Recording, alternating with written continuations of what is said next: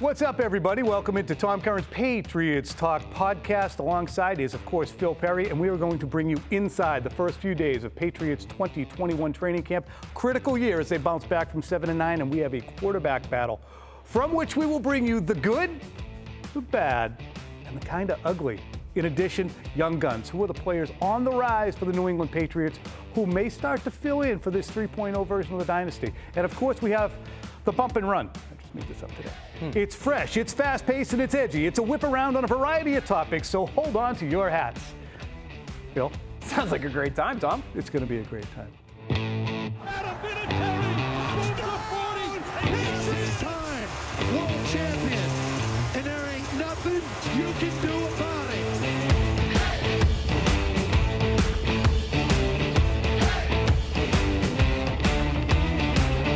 Great guy, man. Maxonville, that's what I call him, man.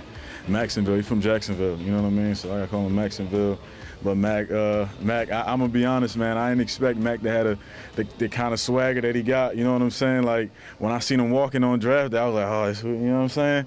But you know what I mean? But nah, man. I'm just messing with you. But Mac, man, a hell of a guy, man. You know, great energy. You know, just bringing life to the locker room. You know, always laughing, smile on his face. You know what I mean? Loves football. You know what I mean? You can't ask for a better quarterback. You know what I mean? All right, we got a guy talking swagger right there. And through these first couple of practices, that's Jonnu Smith, what we've seen from Mac Jones is more of the same from what we saw in the minicamp when we talk about the good. It's been accuracy, it's been decision-making, it's been, to me, too, Phil, pocket quickness. What is standing out to you for the good from Mac? Because you've been scrutinizing these quarterbacks each day. And give me some examples. The word I focus on is rhythm, because Mac Jones, for the most part, when he gets the football, the ball is out on time and the offense is in rhythm. So whether it's the tight ends or the receivers or the backs, when you're coming out of your break, if you're open and you're one of his first maybe one or two reads, the ball's on top of you. So the accuracy is there for sure, although it waned a little bit on day 2 of camp, Tom. It's the rhythm, it's the timing. Those are the things that we knew, based on what he had done at Alabama, that he should be able to do at the NFL level, and he's showed it in training camp so far. What are you seeing from him in terms of the rhythm as he goes through his reads? Because what stands out to me, and that's where the biggest departure is between he and Cam Newton, we're going to get into some of the good, the bad, and the ugly of Cam, but he doesn't fixate on that first read, and he also is on and off it quickly. It's very quick, and again, to go from number 1 to number 2, whether it's Kendrick Bourne to Jonnu Smith or Jonnu Smith to Nelson Agholor, to be able to get to that second receiver, the way the route concept usually works, it's in time if you're still coming off of that first guy and going to that second guy. You still have time for that second guy to finish his route and throw it to him as he's separating. So we've seen that, and it seems to be relatively quick. And he seems to understand, Tom, when the guy is covered, when that's taken away, I need to move on. Mm-hmm. We do see snaps occasionally from Cam Newton, and we saw this definitely the first day of practice, where he gets the ball and he wants to go where the ball he knows is supposed to go, no matter what. And sometimes the ball is caught, but it might be in a live situation, a tackle for no gain, and it's not doing much for the offense. So that, I think, is where Mac Jones honestly has the edge already in his young career. And we're going to get a little bit more into Cam, but just again to talk about that timing, if you are playing football with Phil and I, and you're covering Phil, lucky you. And I look at Phil, unlucky you. And I say, boy, is he open? I can't tell. No, he's definitely not open. If I take that long and then scan over to another friend of ours who's running a deep cross, and he's already gone past the window that I would have wanted to throw into, well, then now I've been too late on that. And that's really the essence of the timing that we're talking about. If you can get down there to Gillette Stadium, and we've seen some good crowds on hand so far, it's going to continue. The pads will go on Tuesday. That's a note to keep in mind as well. As early as Tuesday. That's not guaranteed, but that really is the essence of the timing, right? And I'll just give you one example. On day 1 of training camp, low red zone, so they're close to the goal line there. Mac Jones takes the snap. He's looking right at Jonnu Smith. Jonnu Smith is very well covered. He moves off Jonnu Smith. He goes all the way across the field to the opposite corner of the same end zone there, and he finds Nelson Agholor, and he leads him in stride, perfectly thrown football for a touchdown. And he did nothing that would physically wow you with that play, Tom, but it was getting from number 1 to number 2 quickly and throwing the ball accurately On day 2, it was the accuracy portion of it that I didn't think was there to the same degree. Yeah, and we're going to definitely hit that because it was interesting toward the end of practice, and there's a lot of levels to that we're going to hit on the bad and even the ugly from Mac Jones. But also, the one good thing I want to mention that is interesting, when you look at the quickness around the pocket that he has, I'm not talking about Barry Sanders. I'm not talking about Dion Lewis. But it is early Brady. Brady was pretty smooth around the pocket, even young. Look at that 2003 Super Bowl against the Panthers. He had some sprint-out completions at the end of that game. That's not a fast guy. It's not an exceptionally quick guy, but it is a guy who can move quickly outside the pocket and do some things to get himself into a better place to throw the ball. And you don't necessarily see that with Cam. I wrote about it. I said, Cam's like a battleship. Well, that means he doesn't have a lot of time to turn his body, get those big legs around on a 6'5", 245-pound frame, get him under him and throw accurately. He's just big. Now, with 6'3", 214, which is what Mac Jones is, he's not a speedboat, but he's like a pontoon boat. He's nimble. So that was something that is really starting to stick out to me because he'll get more outside the pocket, whereas Cam will stand and wait and pat and scan, whereas Mac is out. And Cam is obviously just so big that in a live situation, he's probably going to be tougher to bring down when there are defenders within arm's reach of him. But I agree with you. From what we've seen, even in just a few practices between the summer and the spring, I would say Mac Jones navigates that little boxing ring area behind the line of scrimmage. You know, it might be 8 yards by 8 yards, more quickly than Cam Newton does. Does that mean he's going to be the better off-schedule thrower? I would say through a couple days of camp, he has been. Yeah. I don't know how it's going to play out, again, in a live situation because one arm might be enough to drag down, 6'2", 210-pound Mac Jones. But so far, so good in terms of the narrative kind of got out of control with him, Tom, before the draft where it was, boy, he can't move. He's a statue back there. It's really not what he was at Alabama, and it certainly doesn't look like what he is right now. What's interesting, too, is because he's smaller, not small, smaller, he can get his shoulders around. He can get himself into a good throwing position, and that's something that absolutely even the layperson can tell happens with Cam Newton. He does not get his body into a great throwing position. His legs aren't under him. He's not pointed a certain way, and then you start to see some throws go awry. But what has been good in the good, bad, and ugly from Cam Newton? I'm going to say a couple things right now. Go ahead. His arm is not at all encumbered by anything. He's throwing a hot football right now.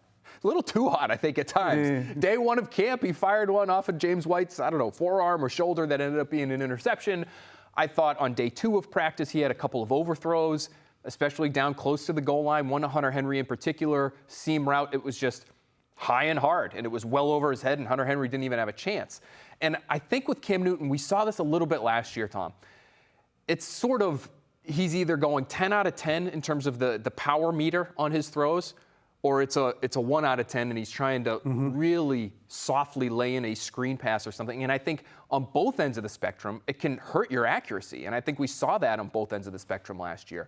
But to your point, the velocity's there, the RPMs look like they're there. So if he is dealing with anything with that shoulder, which we've talked so much about, we haven't seen it yet this summer. Good energy, too, I think, would be something that Cam is absolutely showing. Good energy, good leadership. And that'll bring us now, the leadership, into what I would think will constitute the bad for Mac Jones. On Thursday, Mac Jones was probably ahead on all cards, judges' cards, throughout the practice. And that was kind of thanks to Cam not having a great practice in terms of speedy decision-making. But then we saw something at the end of the final session before the practice broke down where Mac Jones didn't look as smooth. Leadership. We saw it from Cam in this instance. And we saw something from Mac Jones that gives you pause. Phil, take us through it. Yeah, for Mac Jones's end of it, might qualify as ugly when we're talking about the good, the bad, and the ugly. But what happened was at the end of practice, day 2 of training camp, Mac Jones missed on 4 of his last 6 throws of the day. An 11-on-11 period. One was batted away by Juwan Williams, so okay, maybe you tip your cap there. Then he just plain missed Jakobi Meyers open over the middle, low and away. And he bent down and he slapped the turf with both hands. The next snap, he misses wide to Jakobi Meyers. He missed another throw before finally hitting Sony Michel at the very end of the period. And right as soon as it ended, everyone knew Mac Jones, talk about hot, he was hot emotionally. Cam Newton is the first one over to him, maybe says a word or two, gives him a pat on the backside, and sort of backs off. Mac Jones is still in frustration, kind of storming off the field, and Brian Hoyer sidles up next to him to try to calm him down. Yeah, what you can see is with Matt, and it's fascinating because he's been absolutely imperturbable for 2 days. He had tremendous success, and he didn't melt down in terms of losing it, but face set, marching down the sidelines, across the field, down the sidelines with a veteran, Brian Hoyer, and kind of at his shoulder, and still Mac Jones. And kind of going nowhere in particular, right? It wasn't like he was marching to the next drill. Like, he ended up back where he started. He just needed to walk it off. And it just, to me, showed how emotional he was in that moment. And once Hoyer let him be, Cam doubled back. And the two of those guys together, Cam Newton and Mac Jones, the two guys competing for the top job here in New England, they stood together, I would say, for a few minutes. And Cam Newton looked like the guy who was trying to encourage Mac Jones. He did almost all the talking, from what I could tell, with Mac Jones just sitting there, helmet off, and still looking pretty annoyed, but getting some kind of maybe advice, consolation, I don't know what, from Cam Newton. And that's where the leadership kicks in that I'm referring to. And this is why on this first week at that quarterback position, we've seen the contrast that the Patriots are going to have to weigh. They're going to have to make a decision, Phil, between the more accurate, quicker decision-making, younger, arrow pointing upwards, rookie quarterback, and the veteran who may be less attuned to figuring out where I want to go with the ball in the offense, less able to call on his legs the way he did earlier in his career, but who's seen all these things before. And while Mac Jones dealt with adversity in trying to get to Alabama and win the starting job, it's on-field adversity that he may not have the same experience with that Cam Newton certainly does. He dealt with it last year. Can have your issues as to how he dealt with it, saying, I'll be better, I got to be better, but he did deal with it. Mac Jones, you're going to look at a guy who, if he goes three and out a few times, is he going to melt down and have it get worse? That's what you have to weigh when you put him out there early. And I don't think we really know the answer to that, because I don't know how many bad halves of football he had at Alabama. And maybe there are a few that we could pull from his high school days, Tom, but how many years ago was that? 5-6 years ago we're talking about now. So when it comes to that emotional aspect and that emotional maturity that every player has to bring to the table in some respect. Gerard Mayo used to talk to us about this all the time. Your EQ, your emotional quotient as opposed to your IQ, can be critical to your development. And if you're Bill Belichick and you're sitting there and you're watching Mac Jones at the end of practice today, and I thought really, Tom, because you could tell how emotional he was after the first two misses, I think he might have hurt himself for the next 2 or 3 reps. 100%. And taken himself out of it to a certain extent. And that's what I would be worried about if I'm Bill Belichick. Absolutely. And when he did have a completion, it was drilled underneath to a player. It was almost like, well, I got to get one back here. So talking about guys who are on the uptick, though, guys who are starting to head in the right direction, it's some of the young guns. We want to discuss them right now. Just looking at film from the first couple of plays of camp, it's a big difference. I look like a completely different player, and that's great to see. And I can feel that as well, so I definitely say so. Everything, just the comfortability, you know what I'm saying, the urgency, you know what I'm saying, knowing where I'm supposed to be and kind of just being calm in it, but still knowing where I need to be, getting there on time, communication, everything is it's a big difference in the pace and the player. Oh, Uche, Uche gonna be great, man. He's a sponge. He's soaking up so much knowledge, and he can play any position, anywhere in the front seven. We don't really want him at nose, but if he got to do it, he'll do it. And, he'll do it with a smile. So for getting here, I love gelling with Uche and just, shooting with Uche. So so far, he's been really cool. All right, Phil, that is Matthew Judon. And, of course, prior to that, that was Kyle Duggar. We've spent time talking about, okay, who are the next guys going to be as this Patriots franchise moves ahead? Patrick Chung, Julian Edelman, they've both retired. Dante Hightower, Devin McCourty are toward the end of their careers. We can go on with the turnover, but who are the next guys? And I think that you look at Kyle Duggar right there, and it's great to have a chance to meet these guys and talk to them face up for the first time. Right. He really impressed me. And when he talks about himself being night and day better than he was last year in terms of what he understands, that really augurs well for this defense and for a number of other guys, as Matthew Judon spoke about Josh Uche. Hit me on those two guys and what their roles are going to end up being. Well, I would say with Kyle Duggar in particular, if he's saying it's night and day from last year, it's the guy who started half of his rookie season. and had a real role in the second week of the season in Seattle, where he's attacking the line of scrimmage and blowing offensive linemen off the ball. I mean, we know he is physically gifted. If he feels like he's night and day now, Tom, I would say that's probably in terms of his understanding of the defense and his understanding of the multiple roles that they're going to ask him to play. And so I would anticipate that this is a guy, we've talked a lot about Patrick Chung, but I like your Rodney Harrison comp. Not that he is Rodney Harrison, but Rodney Harrison was somebody they allowed to rush the passer, who played in the deep portion of the field, who covered tight ends. These are all things that Kyle Duggar should be able to do, and I think we will see him do those things. Josh Uche, meanwhile, another very good athlete, a smaller guy, 6'1", about 250 pounds, but he's so athletic that to people like Matt Judon, I'm sure Dante Hightower, if you got him, it would be interesting to have a conversation of, okay, Jamie Collins was a little bit bigger than Josh Uche maybe, but any similarities there because we know what an athlete Jamie Collins was, and I think Josh Uche is sort of on that spectrum in terms of the physical gifts that he brings to the table. So it'll be interesting to see for both these guys once the pads come on, because I think we'll see more. No doubt. And it'll be interesting, too, to see what a guy like Chase Winovich, who, has kind of an ambiguous role going forward, but he's been an athletic guy. One thing that you notice about Duggar so far in some of these practices, and again, they're walkthroughs. These are non-competitive. The pads don't come on, as we said, until Tuesday at the earliest. Bill Belichick's not that psyched about that, but there is a creeping around the line of scrimmage that Duggar is doing, almost in a Polamalu-esque way. And the Patriots don't often have their guys creeping to that extent. Sometimes you'll see him show a little bit and back off. But he's hiding and creeping around. I am very excited about perhaps using that skill set from him and Uche going forward in that way. He's one of those versatile guys who, if you're an offensive lineman, do you treat him like a linebacker? Or is he a safety who's going to drop into coverage? How does that mess with your protection schemes? A lot you can do with him. And he's so tough, too. When he showed this last year is, I don't know if he's a pushover in the running game. He is coming at you at 220 or so. Oh, yeah. Meanwhile, speaking of guys in the running game who are coming at you, Damian Harris got some praise from Bill Belichick on Thursday. I think, Damian was a player who improved a lot from year one to year two. And now, this year is in a little bit different role now where, he has an opportunity to really, compete for the lead spot. And so, he's embraced that. He's worked hard. He's been here since, the last day, the day after the season was over. He's worked as hard as anybody has in the offseason. So I'm sure that'll help his preparation.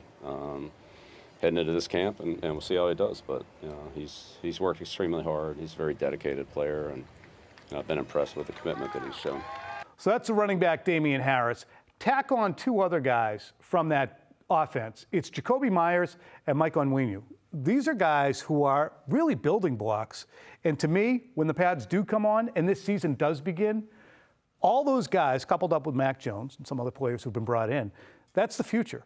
What do you think of Damian Harris, Sony Michel, J.J. Taylor, James White as a back complement?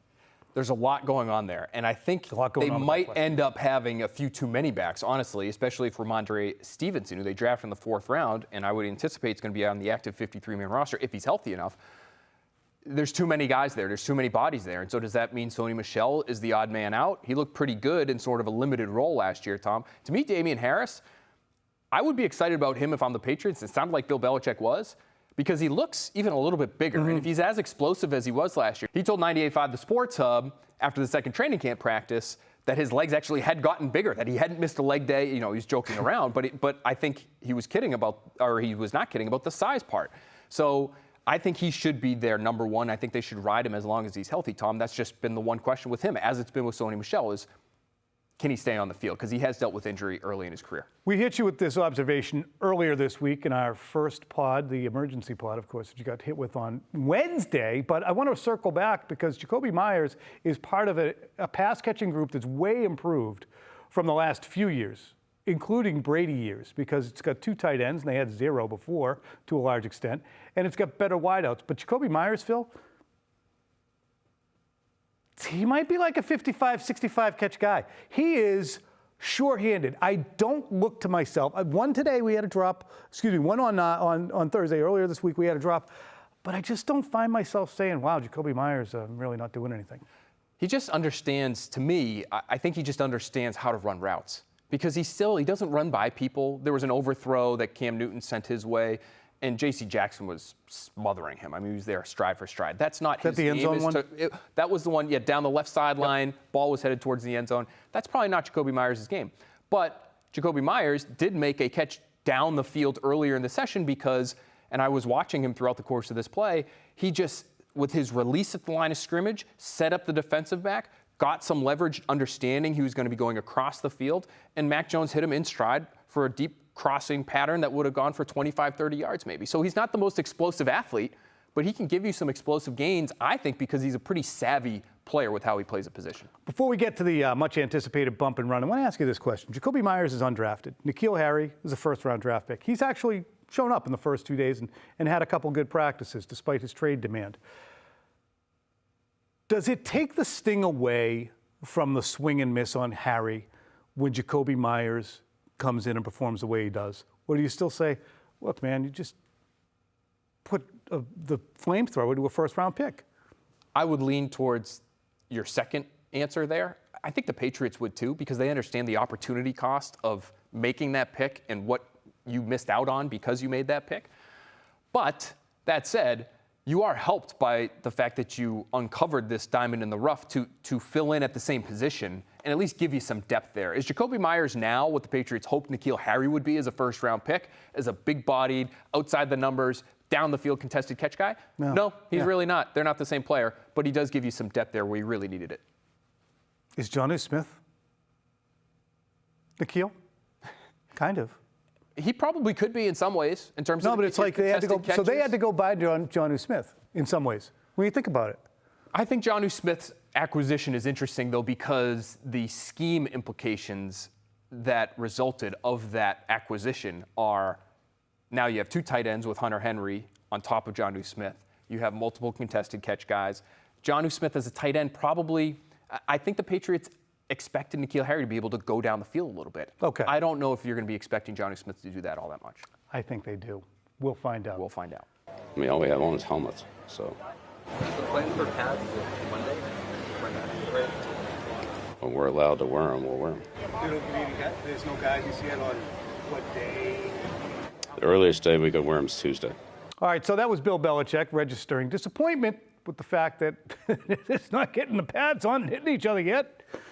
And I have to ask you, what are the Patriots getting from these first 4 to 5 days of practice? Because it looks like extended install to me. I think you have an opportunity to work on your passing game, right? This is an extension of passing camp, essentially, which is the other, word for OTAs or mini camp and everything they do in the spring. So you are able to work on your timing, quarterbacks, receivers, quarterbacks, and tight ends. I do think it's really hard to work on the running game when you don't have the pads on, Tom. And to me, I think an added layer to this is something that I've heard from coaches over the years, and I feel like Bill Belichick may be of the same mind, is that a lot of times you like to do some of your hardest stuff, some of the hardest stuff you might do all training camp relatively early. Maybe not day 1 or day 2 because you want the guys to get their legs under them, but by day 3 or day 4, which is traditionally when we've seen things like goal line, where it's really physically intensive, you do that early because guys aren't already worn down from 2 or 3 weeks of training camp. And so now, with the pads coming on a little bit later, can you handle it the same way? That's what I'm fascinated to follow. Also, too, when I think of the passing game and what these guys are going to have to deal with, Mac Jones has been extremely accurate so far throwing into tight windows. Where will those windows go when J.C. Jackson gets his hands on Nelson Agholor and disrupts the timing? Where will that timing go and accuracy go when Jakobi Meyers gets jammed by Kyle Duggar? And those are the things that I really want to see gotten into quickly when the Patriots get on the field. And there is so much to process for this team, too, because we're not just talking Mac Jones and Cam Newton, one guy with a truncated first season. That's Ted Johnson's favorite word. Truncated first season. And then Mac Jones has just washed ashore, but it's Agholor, it's Henry, it's Jonnu Smith, all of these guys in their first time around with two very different quarterbacks throwing to them, with two different styles of running game that may be implemented when each guy is in. So there is a lot going on. And I hate to say that they're pissing the first few days away, but they're not getting as much out of them as you would want to. What they have gotten out of some of these guys, chemistry. Check out Jonnu Smith talking about Hannah Henry. How do you feel about teaming up with that guy down there? Boston Tea Party, man. Boston Tea Party, let's bring it back. You know what I mean? Hell of a player, hell of a tight end, hell of a man. We're going to do great things together.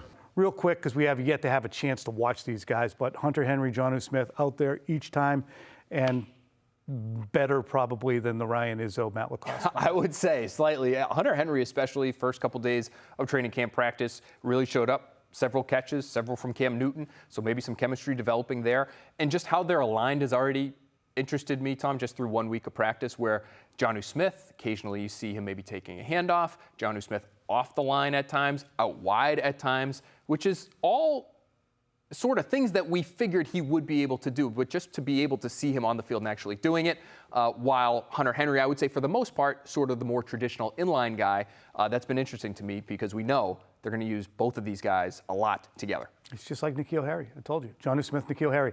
The last thing we want to get into is the fact that, as Jeff Howe of The Athletic reported and Bill Belichick confirmed, Jarrett Stidham is suffering from an ailing shoulder, and Bill Belichick confirmed that he might be down a while. Surgery could indeed be in the offing, too, it's reported.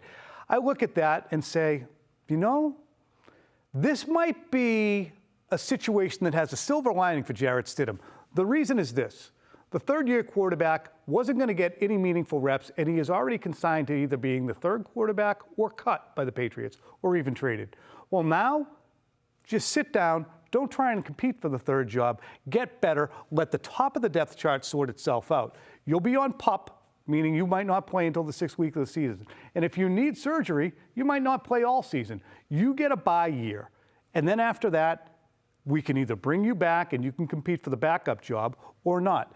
To me, if he was out there competing and trying to get a job with these guys, he might do more harm than good. He might, yeah. Not just to the arm, but to his future. Well, he's got a chance to hide. He's biding his time, essentially, is what you're saying. If you're at all competitive, though, if you're Jarrett Stidham, I would think he would just want to be out there because, Tom, what if he played in the preseason, he played well? Then all of a sudden becomes a trade chip, and maybe he goes somewhere and he's a solid number 2, but behind a starter who might not be all that good. We have no idea. So I think your point is a good one, though. If he can just bide his time, he might be one of the last guys left standing. Whereas if he was out there playing and it didn't go so well, maybe not. They'd have to make a decision on it. Right. Okay, put it that way. The silver lining is he was either going to get traded or cut, even though I thought that he might have. He had a good minicamp. He was either going to get traded or cut. Now he can go hide behind the couch, and no one knows he's there. And then when the coast is clear and Cam's gone, or Brian Hoyer's gone, or Jake Dolagala's gone, he can go, hey, I'm still here. You're sort of hitting the pause button, right? Yeah. I agree. So with Stidham, it's interesting. Last year, he was injured within 3 days of the beginning of camp, and this year, because of the shoulder, he's not able to compete. Bad luck, but also it's the bus is leaving, has left the station with or without you, Jarrett. So that's the way it is. The bus has actually pulled into the station. It's been a great ride. Hope you guys had a nice time. We'll be back next week with more Tom Curran's Patriots Talk podcast, and of course, the next Pats from Phil.